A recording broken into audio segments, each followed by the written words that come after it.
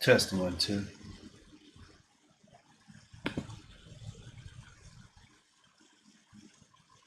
Built-in internal microphone.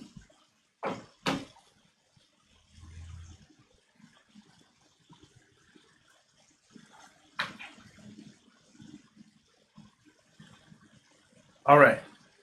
How do I sound?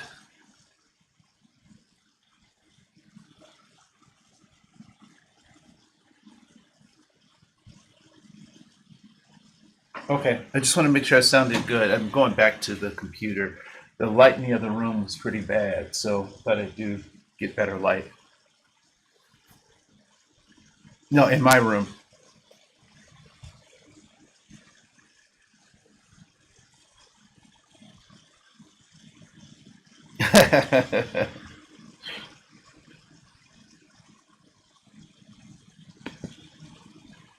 Let's see.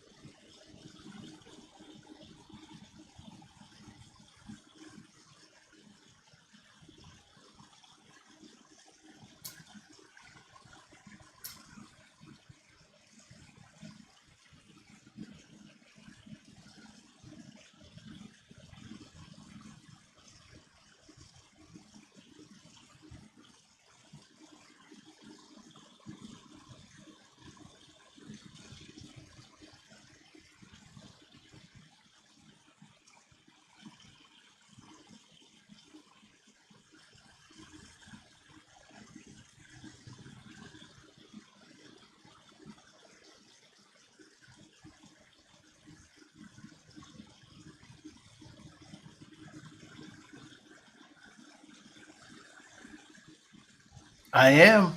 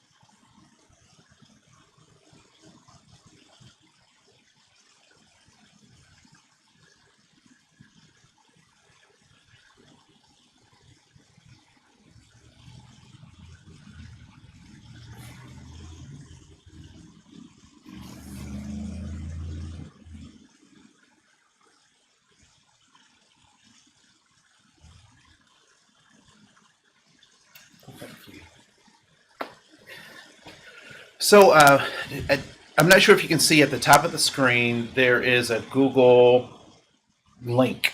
What I'd like for you to do is participate with me in this training. And the easiest way is for us to act like we're in the same room together. So I'll be presenting as if we are in the same space, because I think we really are in the same space, because we have so much more in common than we have differences, and even distance is one of those things that can actually bring us together. So at the top of all the slides, you'll see that link.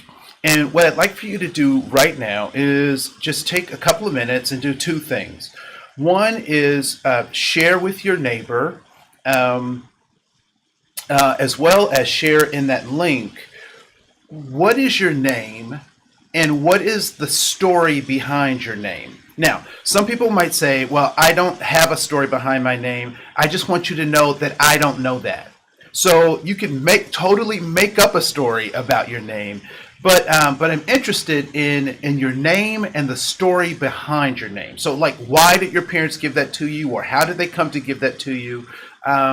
And we'll do that. I'll give about 2 minutes to do that. And if you could respond either with yours or your neighbor's response in that link, that would be great. But I'll give you about 2 minutes to have that conversation about what your name is and how did you come to have that name. All right. So 2 minutes starting now.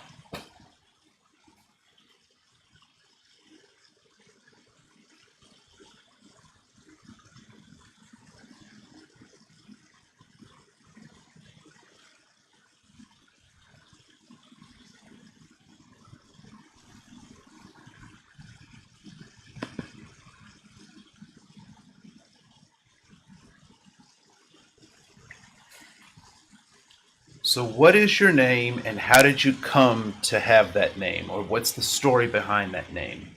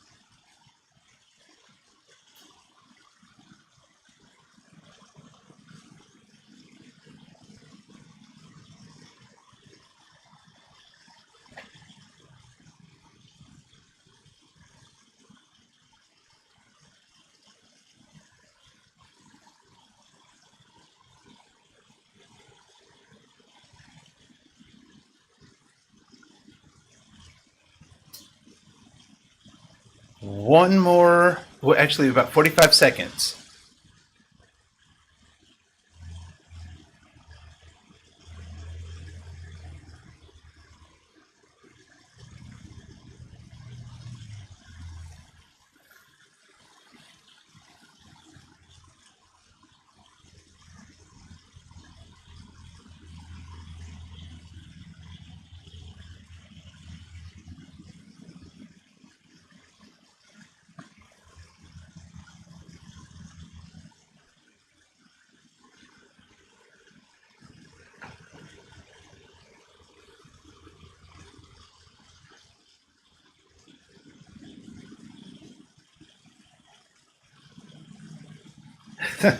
Days of our lives. That is great, Erica.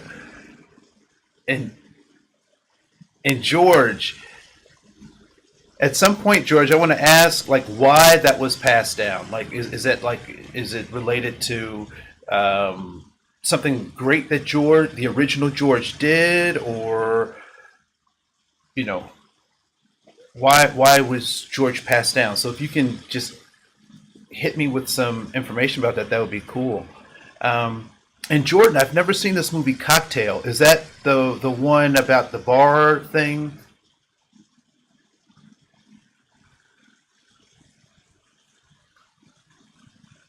Okay, I've not seen. Okay, I've not seen that movie, so I'll do that. And Kristen, it is interesting that your godparents are Noel, Chris. You were born on Christmas, like so. You must be Jewish. Is that no?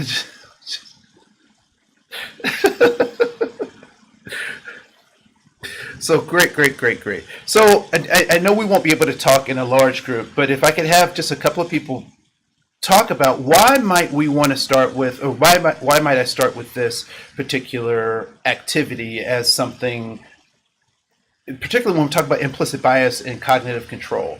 Why would I start with an activity like this?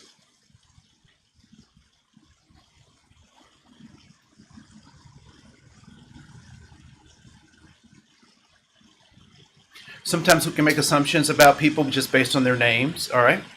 Why else?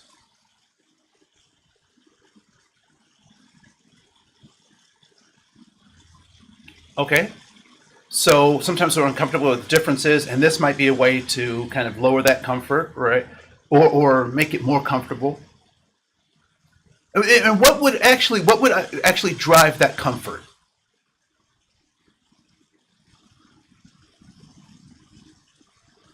Okay, so education about it. So one of the things that I know is that we all have a story, and that we all come from a context, and I'll talk about that a little late in the presentation. But particularly as you talk about working with groups who haven't we haven't had conversations with before, or they haven't engaged with us before, finding out the naming process is a pretty important thing for parents, right? So my second daughter was just born, and her name is Kennedy, and I named her after one of the presidents. Hopefully, you can pick out which one. But because there were some attributes that I wanted her to carry on, and I thought that name embodied some of those characteristics. There's some other things I don't want her to do that he did, and so which that's my job, right? But the naming process is important, and there are stories that go along with those things. And if we want to overcome this implicit or unconscious bias, we have to figure out ways to take time to hear people's stories, right? So, like, an attempt that people sometimes do to kind of overcome this implicit bias or unconscious bias is they'll ask people goofy questions like, "What are you?" Or "Where are you from?" And then they'll say, "I'm from Detroit." And then, no, no, no, really, where are you really from? Right?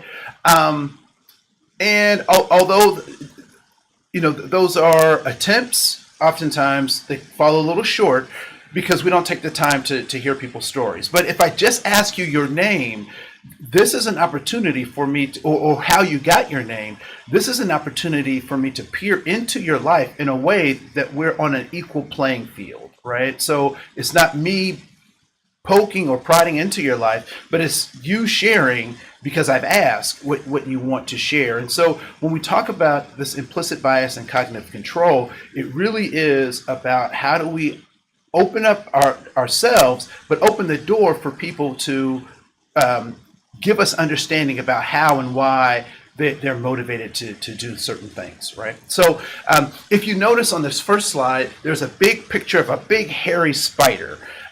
Please raise your hand if spiders aren't your favorite. All right, cool. Please raise your hand if snakes aren't your favorite. All right, cool. For me, it's mice. And please raise your hand if mice aren't your favorite. And I'm not talking about Mickey Mouse. I'm talking about the little gray things with tail, right? And growing up, I had gerbils, so I'm not really afraid of the mouse itself, because a gerbil and a hamster, they're all kind of in the same family. But the thing that really grates on my nerves is kind of like chewing on tinfoil, is when they scurry with the little feet. It's just something like that is just right. However, if I'm in a professional setting and they're paying me and a mouse comes into the space, I have to garner some control of my fear, right? Of the fear that I have about this creature. So the same can be said about implicit bias, right? So the highest form of human development is around, self-actualization and the ability to control myself. And so when we talk about implicit bias, sometimes I think it fails because it does not give credit to the human being for being able to control themselves. And so we'll talk about that, right? So we'll move on. You can look at the agenda at your own time, simply a formality, but looking at the time, I want to make sure that I hit some important points, and that I'll be wrapped up into this. So I do want to tell you that the major thrust of this conversation is really going to be around cognitive control. So we know we have implicit or unconscious bias, right? So we come from a context. There are things that we can't know about other people. There are things that our context has taught us that is, good for our group or our our tribe or our culture or whatever. And there are other things that we can't even know because we're not a part of that. So I do want to submit to you that part of implicit bias is just being human. And I'll talk more about that in just a second as well. But more importantly than our implicit bias or unconscious bias is this idea of taking cognitive control. How do we take control over these things that we oftentimes don't know even are issues or problems, right? So here are some of my presumptions. If you agree with those presumptions, then this will be an easy session for you, right? So first, we are all thinking beings, right? So that we have the capacity to reason and have rational thought, even in the face of all of our emotional stuff. But ultimately, we can, at some point, gather all of those things and be rational thinking beings. That diversity is good. And when I put good in quotations because that's one of those terms that people can say are relative. But one of the presumptions of this presentation is that we look at our ability to interact with other people in a peaceful way that is beneficial to all of us as a good thing, and that ignorance can be enlightened, right? So ignorance is not a state that we is predetermined or that we're stuck in, but it's something that we can enlighten. And then we can also gain mastery of ourselves. And I may not be able to control anything else in the world, but I am able to gain some human mastery, right? So I can master myself. So when we think about this idea of implicit bias and cognitive control, I talked about this a little bit before, and feel free to keep those questions rolling in. So there was a show called Flip Wilson, and I may have shared this before with the larger group the last time I was there. But the catchphrase for this Flip Wilson show, and he was kind of the precursor to Medea. He followed after Milton Berle, where these guys would dress up as women and whatnot. But the thing that made Flip Wilson famous was the catchphrase that his character had. And the character's catchphrase was, "The devil made me do it." So she would find herself in all sorts of like Lucille Ball, zany antics and all sorts of stuff. And then at the end of the scene, they would say, "Well, why did you do that?" And she would say, "The devil made me do it."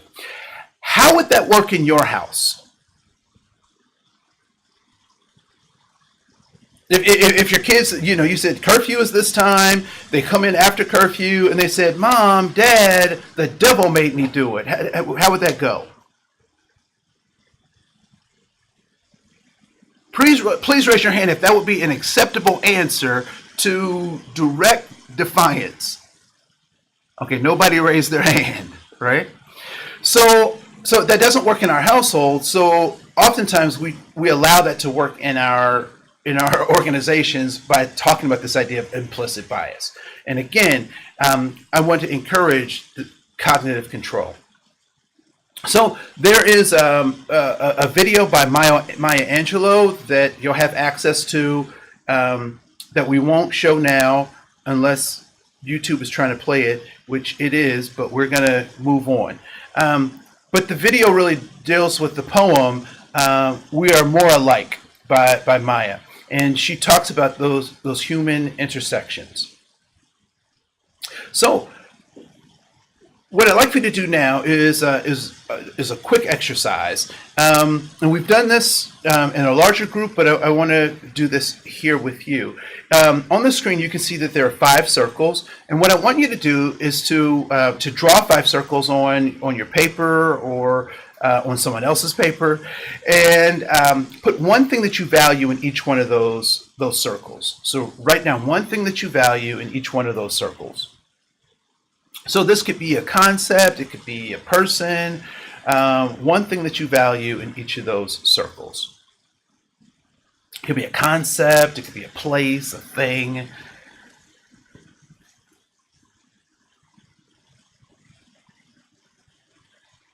And when you have at least 4, raise your hand so I can see.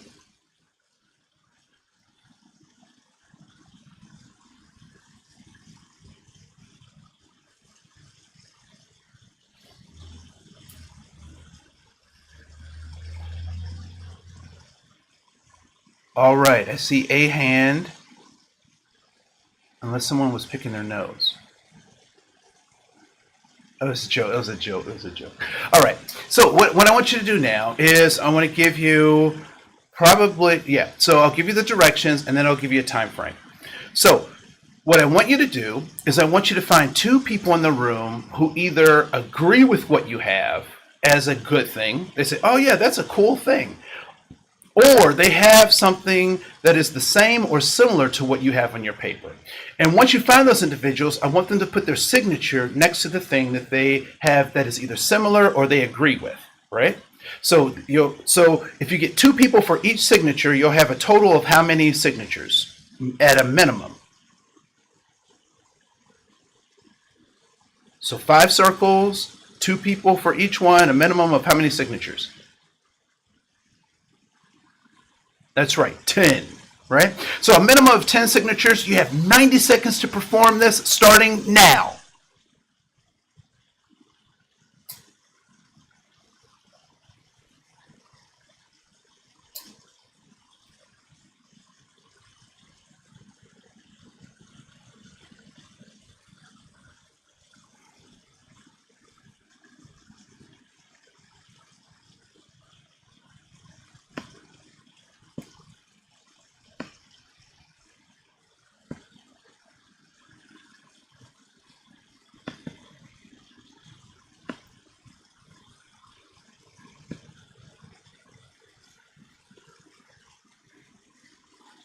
"60 seconds.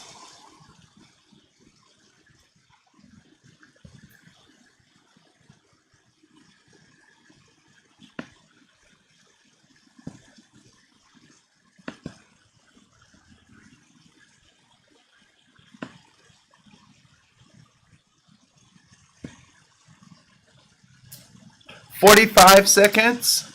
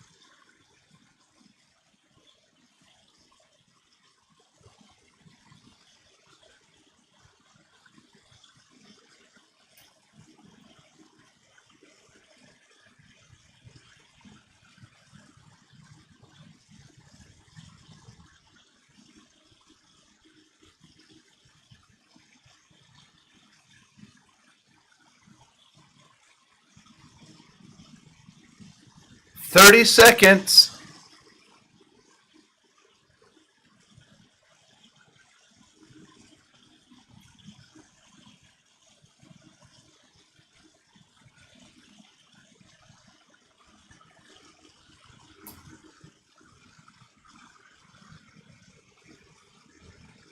Five, four, three, two, one, and game over.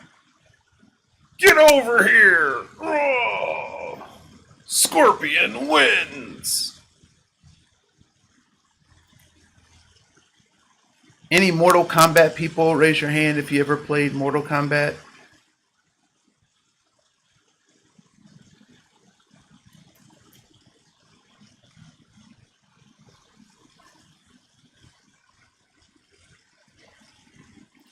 All right, raise your hand if you were not able to find anybody to sign on your paper at all. You have no signatures.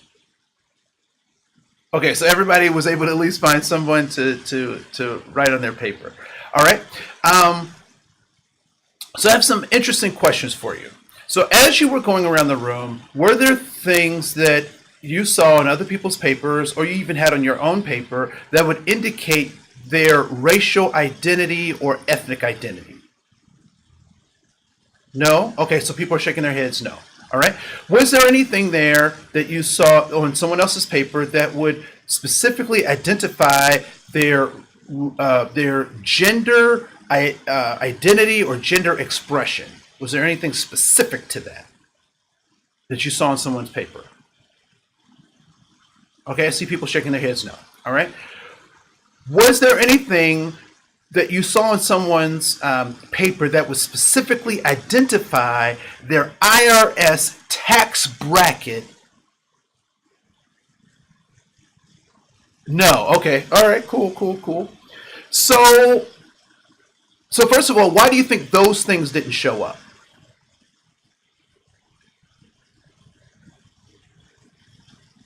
Why did like race identity or ethnic identity or gender expression or socioeconomic status or tax bracket? Why did those things not show up in as you were going around the room?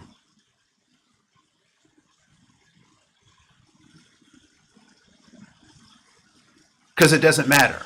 All right. And we'll talk about that because that's partly true. Yes. Right. But what did I ask you to do and do with your neighbors?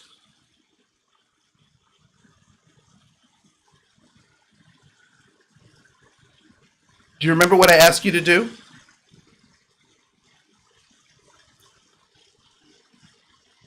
Yeah, write down 5 things that you value. And so you were able to do that. So please raise your hand if you have someone who signed on one of your values. Cool. And give me an example of a value that somebody signed on.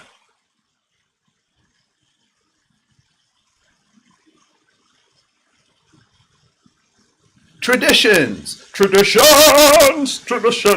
right? Yeah, great. That's a great one, right? Was there something that people did not find someone to sign on? What was an example of something that was, yeah, in the back?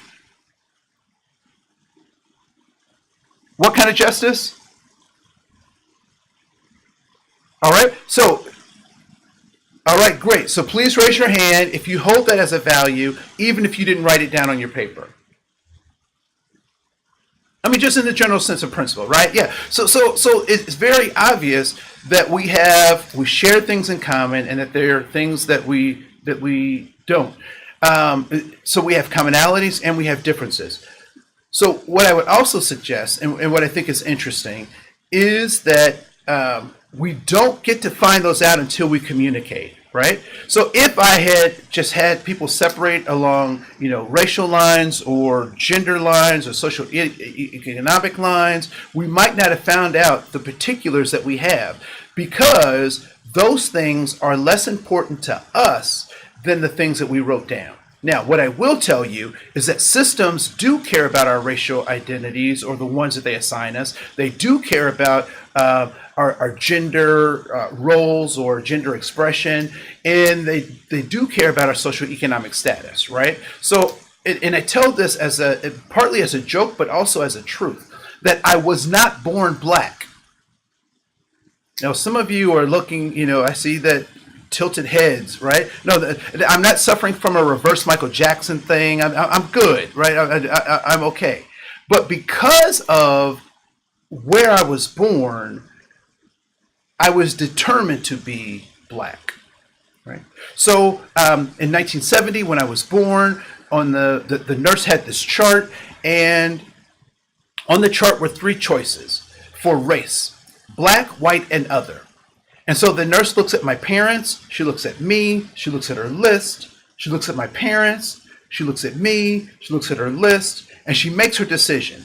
And what decision do you think she makes?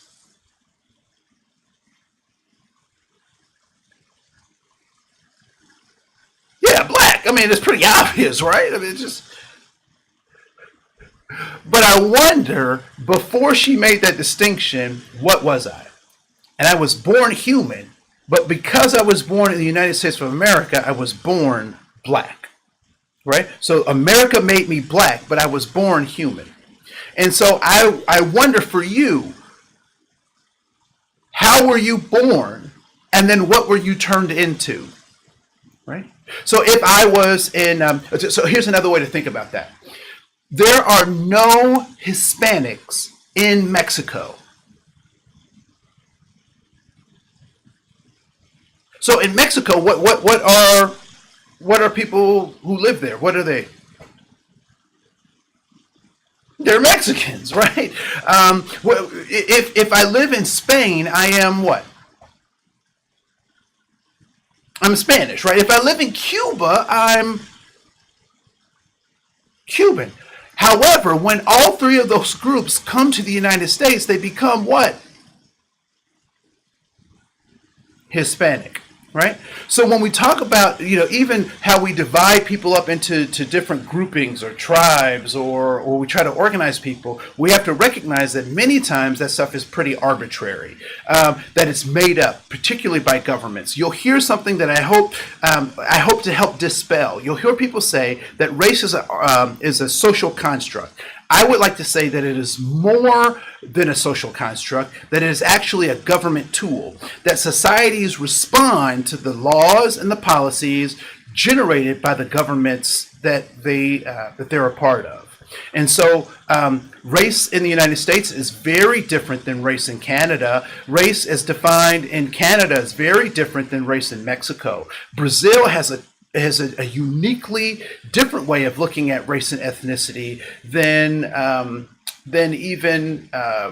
Europe or South Africa, right? So in all of those places, the racial construct is different. So we can't look at race as specifically something that can give us real information about human beings, all right?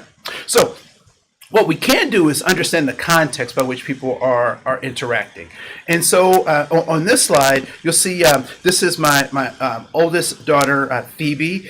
She's now 4, and I added her in my presentation because I like to see a smiling face. So when you do a presentation, you can add whatever pictures you want to add. All right.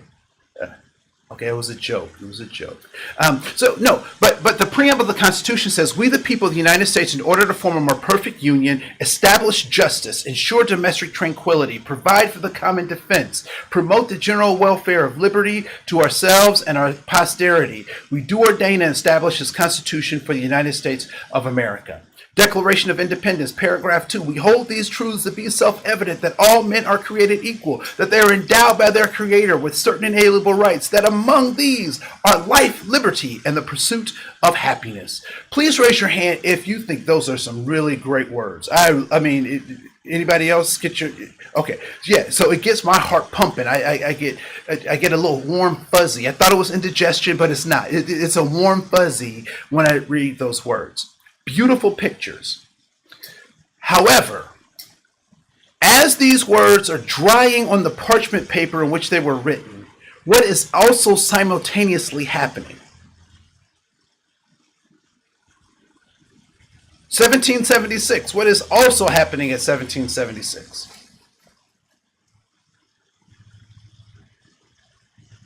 So the transatlantic slave trade is happening. What else is happening?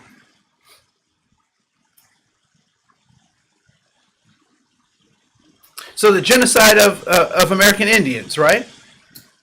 What else has happened?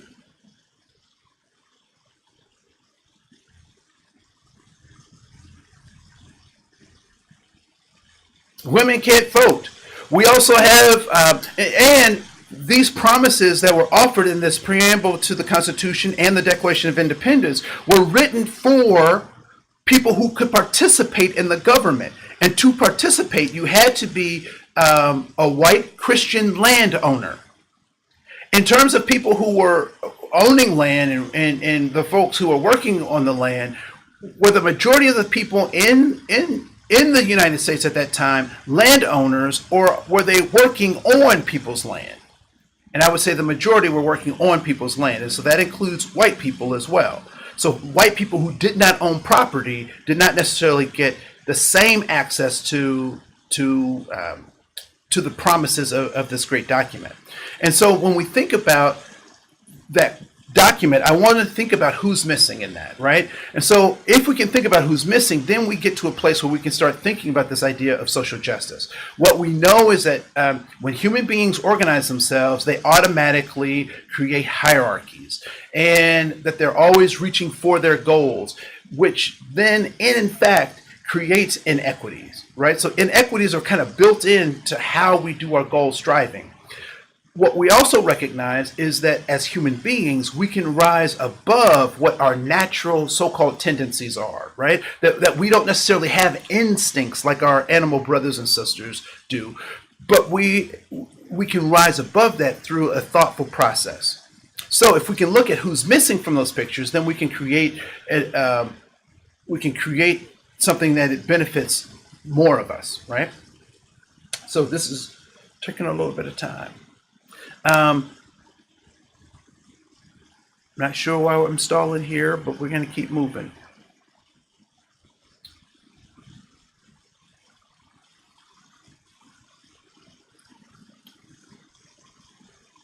So who knows where their copy of the Constitution is?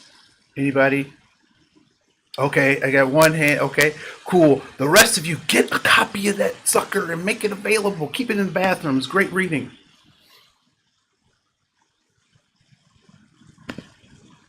Cool. Not sure why the slides aren't moving, but we'll go on anyway.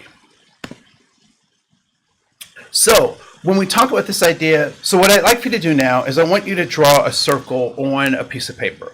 All right? So draw a circle on a piece of paper in front of you, and make it a pretty decent sized circle. So, you know, maybe maybe 2 inches in diameter.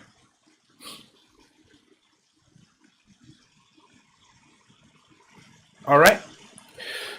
So this is the circle of all human knowledge. Ah!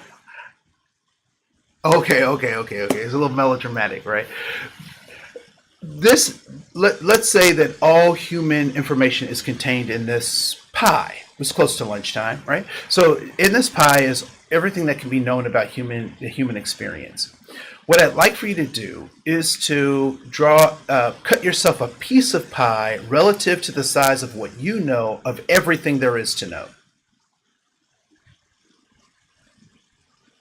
So cut yourself a piece of pie the size of what you know of everything there is to know.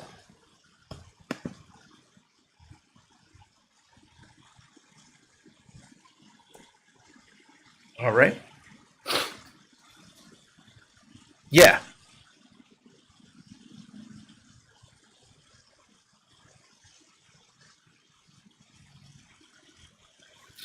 Um, oh, yeah. Oh, you can't see me. I can see you all. Okay. You're welcome. You're welcome. So yeah, we'll give the slides some rest because I think they're tired. So there is. So you have that piece of pie. What is contained in that pie? What are some examples of things that you have contained in that piece of pie? What are some examples?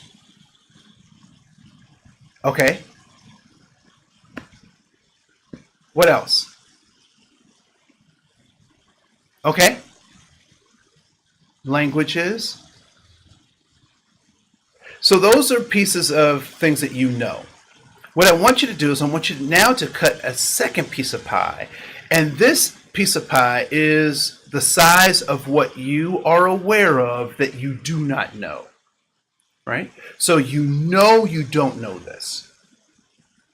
So as an example, I know that I don't know Mandarin Chinese. I know that I don't know how to fly an airplane. I know that that I don't know quantum physics, right? So those are things that I am aware of that I don't know. Right? So I want you to cut yourself a second piece of pie. Now, some of you must say, well, that's the rest of the pie. I want to challenge you because there's a third piece of pie that we will be drawing as well. All right? So what are some examples of things that you know you do not know? You're aware of the fact that you don't know this.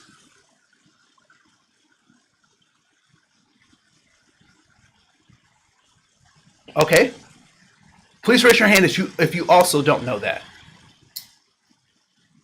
Okay, cool. Two more things.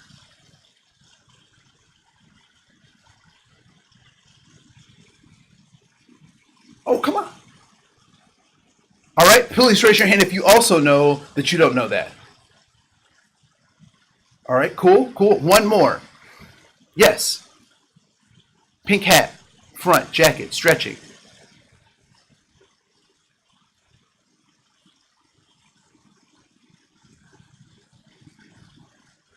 Okay, please raise your hand if you also know you don't know how to change oil on a car, vehicle, anything. Okay.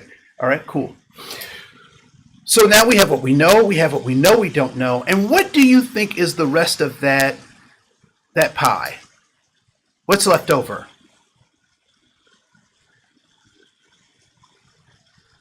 Your blind spot. What you know you don't know, right? So right in that third piece, blind spot.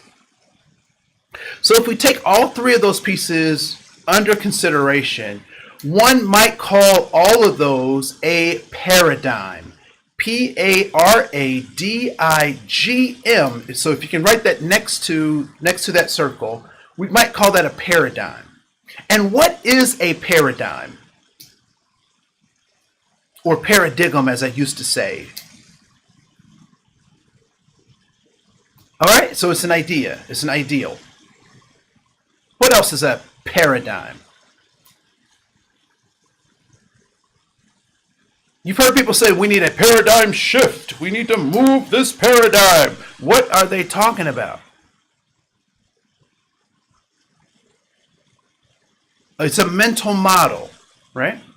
So the way I like to talk about paradigms is that they're simply the way you see the world. And the way you see the world will dictate what you are able to see. So whose responsibility was it to give you your first set of paradigms? Your parents, your guardians, the people who raised you, right? And where did they get their paradigm?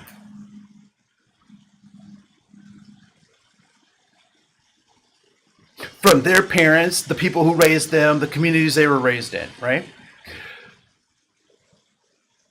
Anyone ever received a copy of a copy of a copy of a copy of a copy? By the time that thing's been copied, 10, 15 times, does it look exactly like the original? No. How is it different?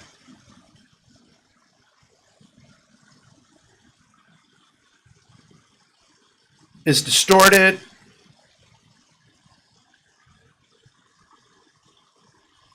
Okay. Anyone ever had it fade out, pieces fade out? Anybody got a copy with notes on the side, or hairs, or thumb, all sorts of stuff, right? Is it possible that the paradigms that were given to us might be a little bit faulty? Might not actually have the original intention played out, right?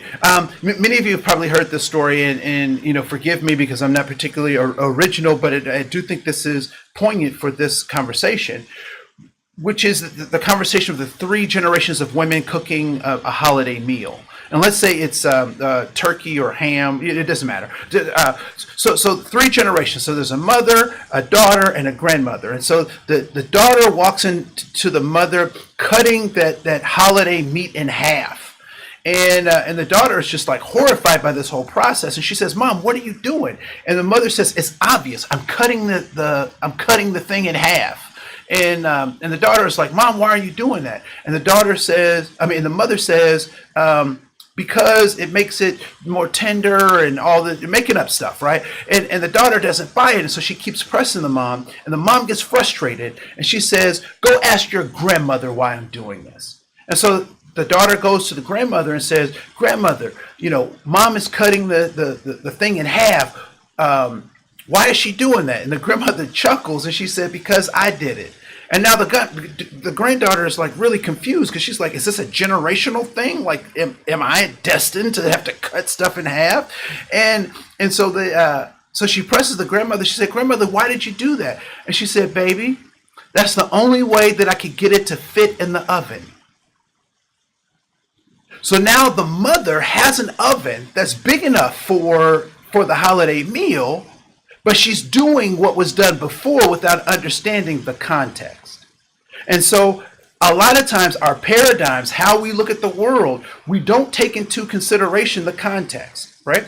Many of us may have family members who use, has anyone seen a Brazil nut? Right around the holiday times, particularly in Western cultures, there'll be this nut that's 2 inches long or so, and it's hard and crusty and whatnot. And there are people who use another name for Brazil nuts. Is anybody familiar with that other name? Right, I see people sheepishly nodding, right? So what I'd like for you to kind of think about is, as we think about diversity, those people who used to call it another name, did they do that because they made up that name? I would suggest that it was because that's what people were calling it in that time. But and that other name is the N-word toes. I don't know if anybody has heard that, the N-word toes. But if we analyze that, what we recognize is that those people may have called that back in the day, but if people called that same nut by that same name today, would there be issues? Yeah, somebody's like, oh yeah, there will be issues, right? And so we can't blame those people for that, but we have to recognize the context that they came from, and they have to understand the context that we're in today. All right. So so that circle. So it is not your fault. So what you know you don't know, what your blind spots are not your fault. How many of you drive a car? Raise your hand if you drive a car or a truck, or have ridden in a car or truck, right? Does it have blind spots? Yeah, and typically where are those blind spots?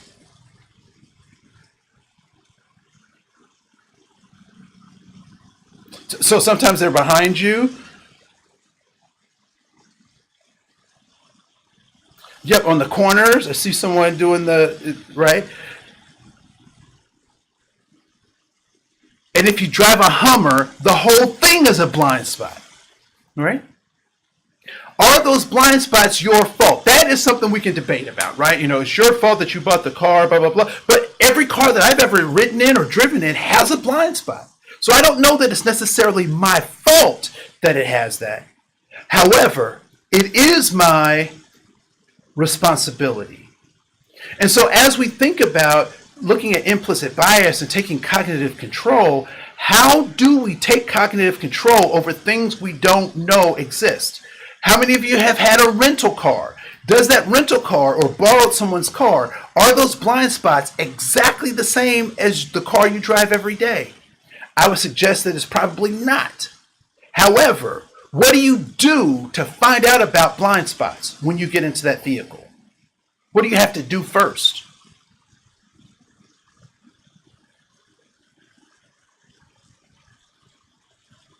You have to look for them, right? So you have to look for things you don't know exist, and that's the only way that you can find them. As a thinking creature, the only way we experience or look for knowledge is to try to expand what we know by eliminating what we don't know.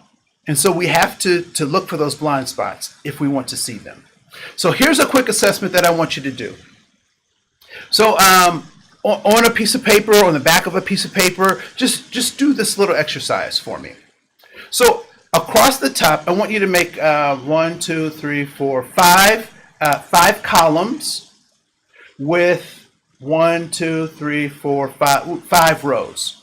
All right, so 5 columns with 5 rows. So the first 2 columns, I want you to put your race or ethnicity, however you want to say that. So put your race or ethnicity group. The next column, so the second column, I want you to put your gender or gender identity or gender expression. All right? The next column, I want you to put people with disabilities.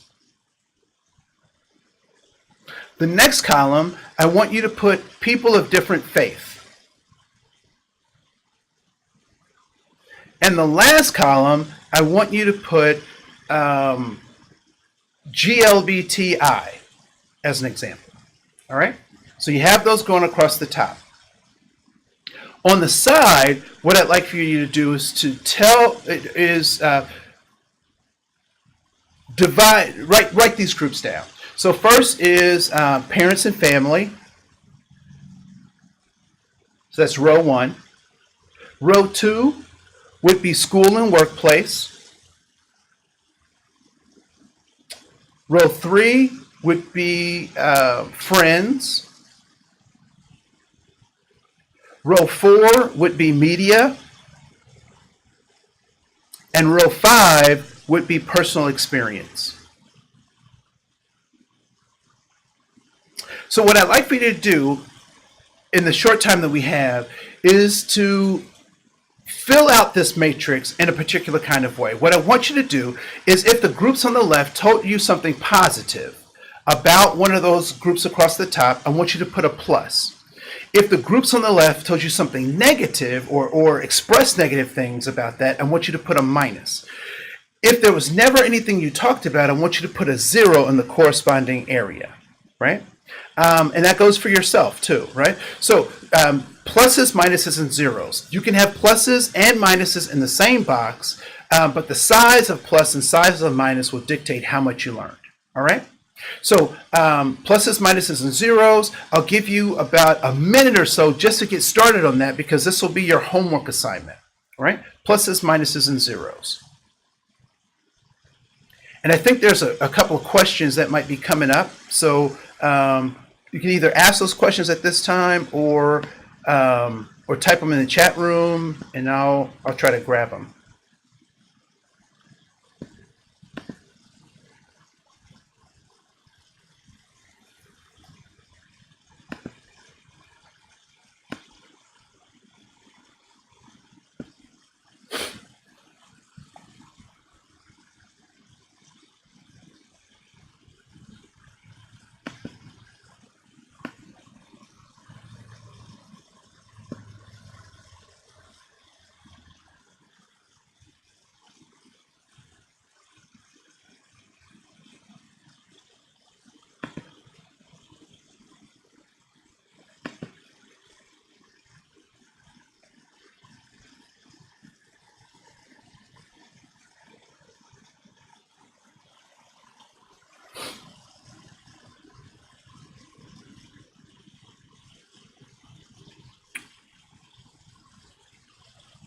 All right, stop right where you are, and know you didn't get a chance to complete it. What I would like for you to do is just take a moment or so and think about using your metacognition how you came to see or think, or what were some of your influences in the world.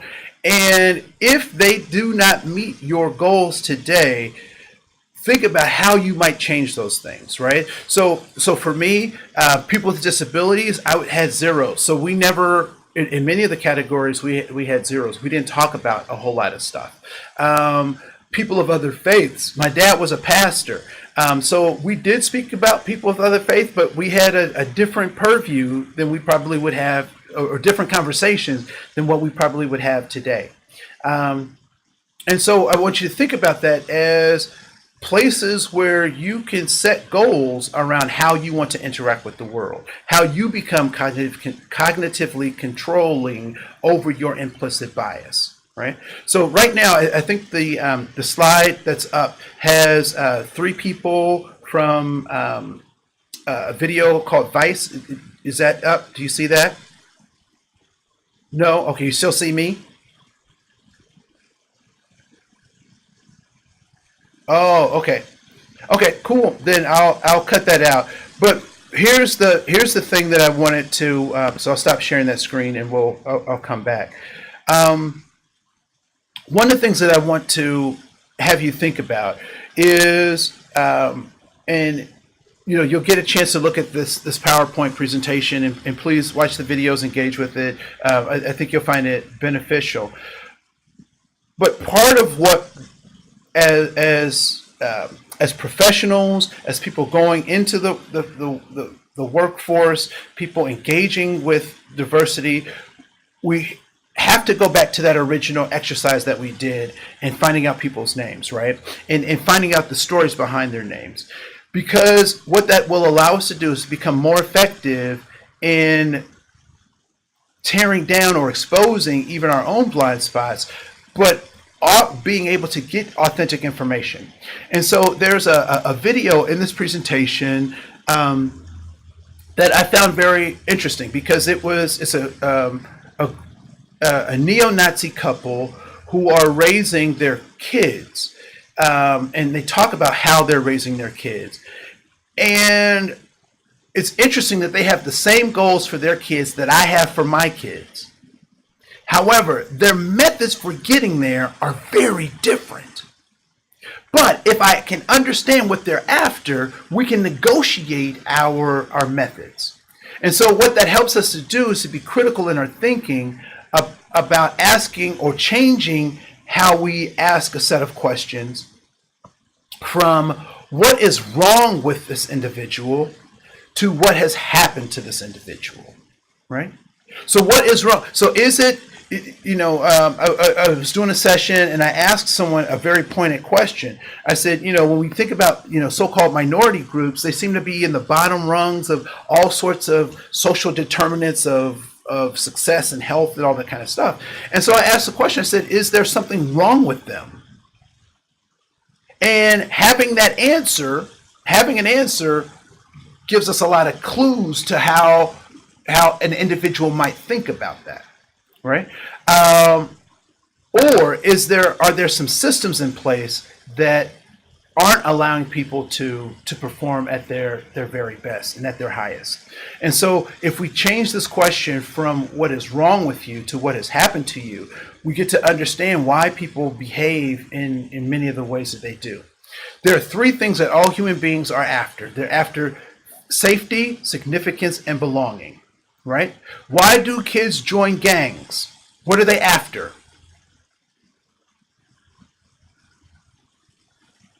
Yeah, safety, significance, or belonging. Some combination of those things, right? Why do we participate in an educational in an academic educational setting? Because it is our hope that we will get safety, significance, and belonging. And I would challenge you, if you look at those 5 circles that you wrote earlier, those set of values, I would imagine that those values give you some sense of safety, significance, or belonging. They feed those things. And so as we talk about eliminating our implicit bias or unconscious bias, it's important for us to recognize that we are all after similar things, but how we get those things is very different.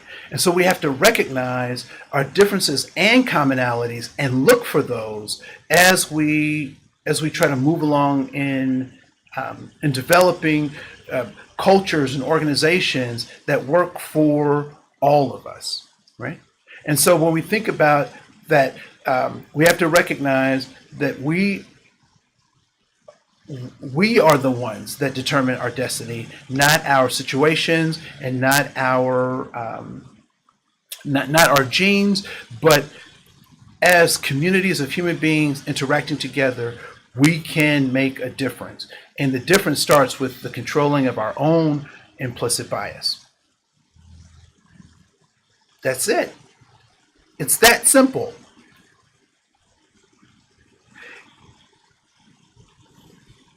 Okay, let's go. The only question I see, I don't see that question yet. So let's, please.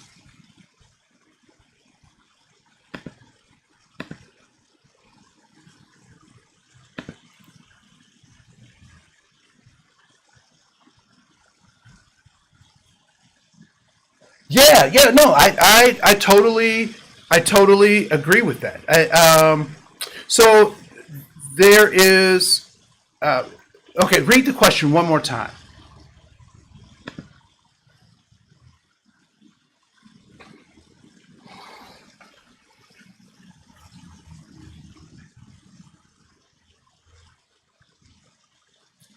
Yeah, so I don't know that there's anything that I said that I'm not sure how you disagree with me, because it seems,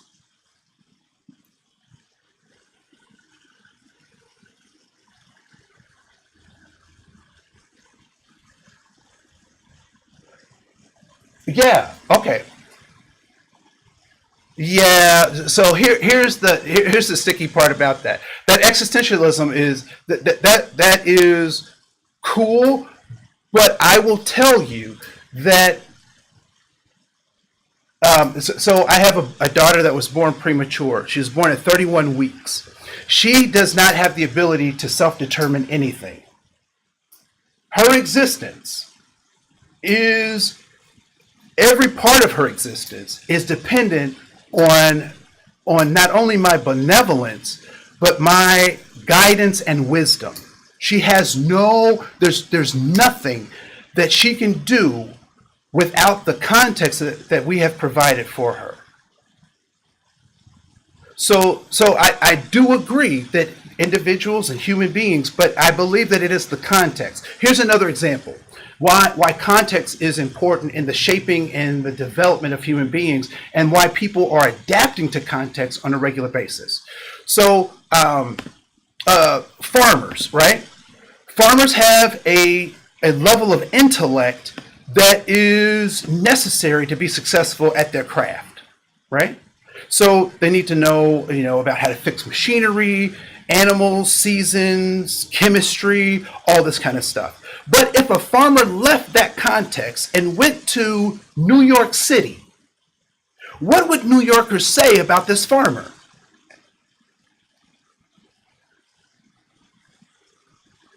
What might they say about him?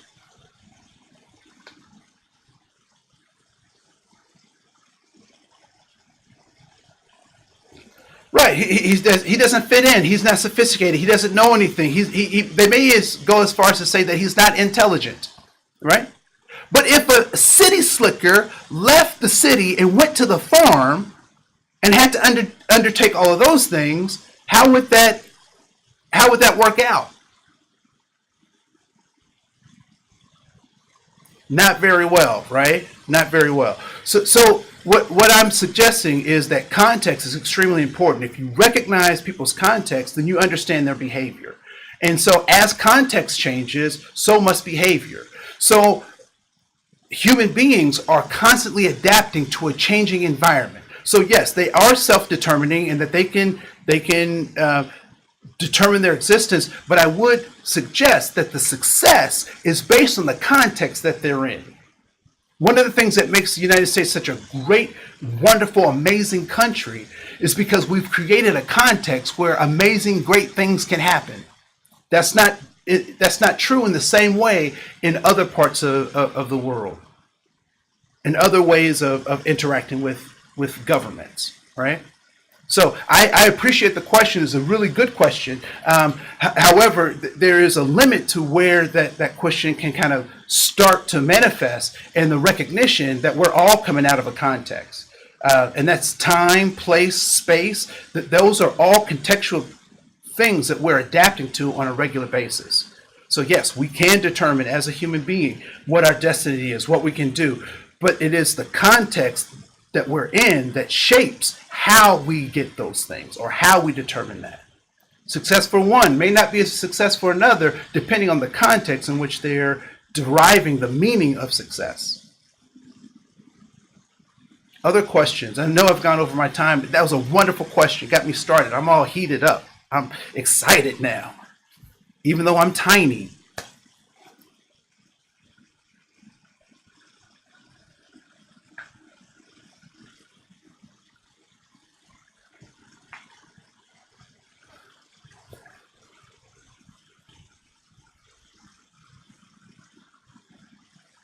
Yeah, well, I dance a balance of, I want to get people to think, but I don't want to like piss them off. So I hope I didn't piss anybody off, but I hope I got you to think. Right? Can you say piss off? I don't know if you can say that. Oh, okay, cool. So, but no, because if we're not thinking, we're not engaged. So I encourage that.